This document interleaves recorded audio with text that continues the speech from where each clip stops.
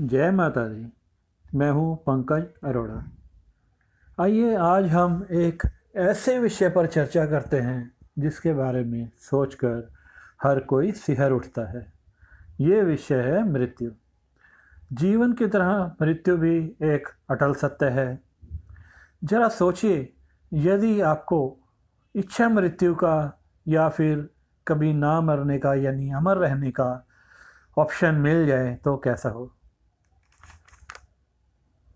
यह एक सोचने का विषय है कि हमारे शरीर में ऐसा क्या है कि जिसके शरीर में ना रहने से शरीर निर्जीव हो जाता है, अर्थात मृत्यु हो जाती है। श्रीमद् भागवत गीता के अनुसार प्रत्येक शरीर में आत्मा एक अणु रूप में विद्यमान है। जब तक शरीर में आत्मा है तब तक जीवन है। आत्मा शरीर से अलग होते ही शरीर निर्जीव हो जाता है, अर्थात मृत्यु हो जाती है। यदि किसी की मृत्यु पर यह कहा जाए कि यह तो चल बसा, अर्थात इस शरीर को त्याग कर कहीं और बसने के लिए चला गया, अर्थात इसके शरीर से आत्मा निकलकर दूसरे शरीर को धारण करने के लिए चली गई। श्रीमद् भागवत गीता के अनुसार जैसे हम कपड़े बदलते हैं वैसे ही आत्मा एक शरीर त्याग कर दूसरा शरीर धारण करती है। हमारे शरीर की अनेक अवस्थाएं हैं। नवजात शिशु जन्म लेता है, तरुण होता है, युवा होता है, वयस्क होता है और फिर शरीर ढलने लगता है और समय आने पर आत्मा शरीर छोड़कर चली जाती है नया शरीर धारण करने के लिए। ये एक जीवन चक्र है जो निरंतर चलता रहता है बिना किसी एक्सेप्शन के।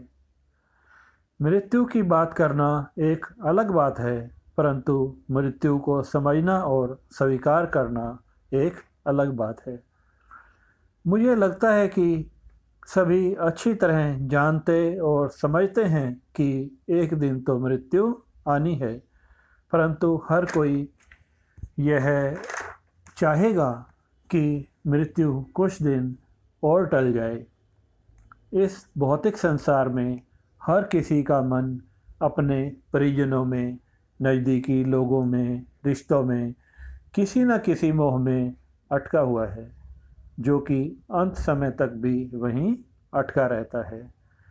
हर कोई यही सोचेगा कि मैं यह कार्य निपटा लूँ, वो काम कर लूँ, बच्चों की शादी कर लूँ, कुछ दिन और भौतिक संसारिक सुखों को भोग लूँ और उसके बाद भी मृत्यु आने पर वह जाना नहीं चाहेगा। हमें ये तो समझना पड़ेगा और अपने आप को समझाना पड़ेगा कि जिसका जो वक्त निर्धारित है उसे उसी समय पर ही जाना है। कोई भी ग्रेस पीरियड नहीं मिलता है।